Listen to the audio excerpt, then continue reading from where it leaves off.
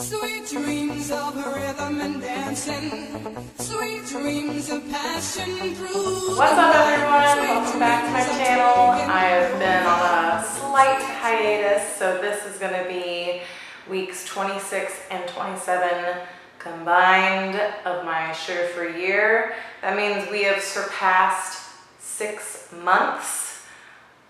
What? I tell you, when you're counting down something in your year, it makes it all go by really fast. So it's kind of like shocking, like that it's been that long, and now we only have 6 months left. Like, it's crazy. I might sound very echoey right now. I'm in my new apartment in this really big room that we haven't even really put much furniture in yet. So this is going to be the new normal for a little bit until we're fully unpacked and have our place all nice and outfitted. But that's basically where I was this last week. It's been a long week. Last Saturday, which is normally when I film these, we were right in the middle of the U-Haul and the moving and the very, very hot weather. So didn't really get around to it, so I figured I'd just wait and do 2 in 1, which is fine. So yeah, 6 months without real donuts, without real sugar, without Pop-Tarts, without cereal that is good, without macaroons. 6 months without all of those things that I really, really love, and it's been a wild ride. Right off the bat, I just want to say thank you for watching. I truly would not have had the strength or care to really hold this up this long if I didn't know that someone wasn't out there either watching this, or someone who sees me out in public stops me right before I'm about to eat something, and they ask hey, wait, does that have sugar in it? I've had a lot of that happening, so I just really appreciate everyone who's taken any time at all to consider oh, I wonder how Jillian's doing with her not eating sugar for the year thing. It's been really, really helpful. I wouldn't be able to do it without you, so thank you. So yeah, this last week was when I was doing the keto thing, and in hindsight I chose kind of a bad week to do that because, like I said, we were moving, and it was also when I was doing my microblading eyebrow resting, so I wasn't supposed to be really doing much or sweating and stuff like that. And right towards the end of that week was when the moving started, so it was I was really cutting it close, and it was just a lot to have to deal with. Plus we ended up packing up half of our kitchen, so towards the end of the keto week I was I don't have any pots or pans to cook with, and I think there was one day where I got up for work and I must not have had really any sugar. I feel I had low sugar, whatever that's called, low blood sugar.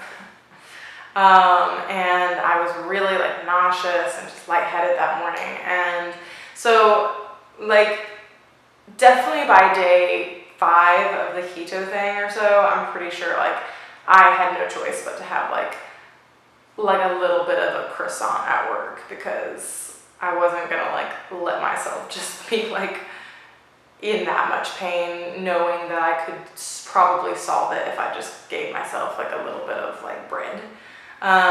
So sometimes almonds just don't cut it, and especially when you're not feeling very good, they're not the greatest option for that kind of thing. You need a cracker, and I ended up making almond crackers at one point actually last week, and it was just almond flour, an egg, and some salt.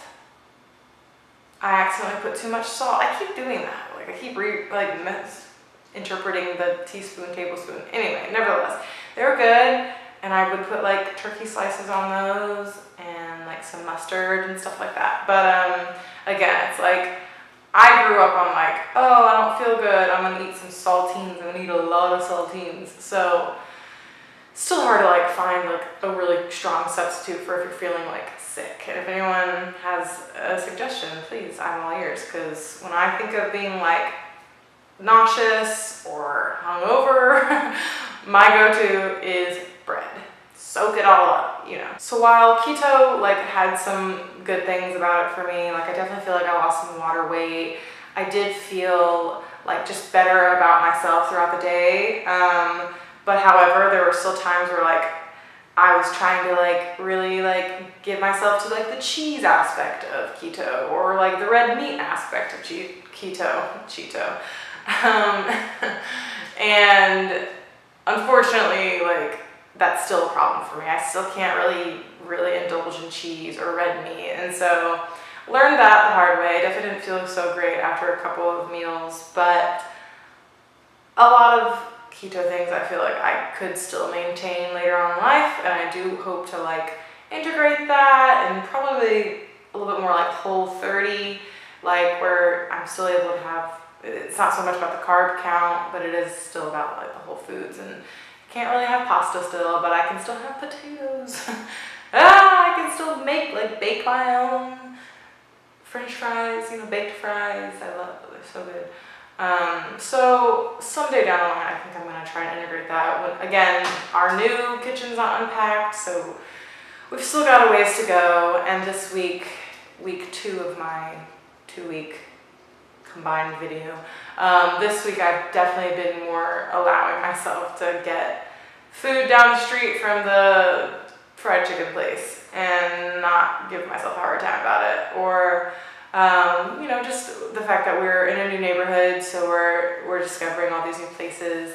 I had like a vegan grilled cheese made with like almond cheese, a lot. And I had like sushi and a smoothie at this other place, and we finally did make like a pasta dinner last night. So all over the place, obviously not eating sugar, but I'm not on the no carb thing right now, which is not what I signed up for anyway, so we're good.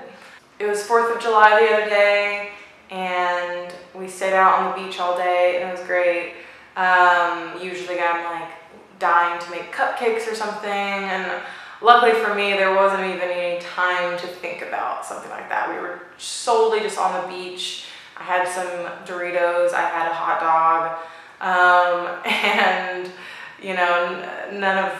I wasn't feeling like I was missing out on having like a pie or anything like this. However, I did see a lot of people make pie on like Instagram and stuff, and it looked good. So one day I'd like to like dabble in some sugar-free pie or lemonade. I really want to make some just like lemonade with some honey, just like heat it up real good and get it diluted in some hot water. I feel like that should work.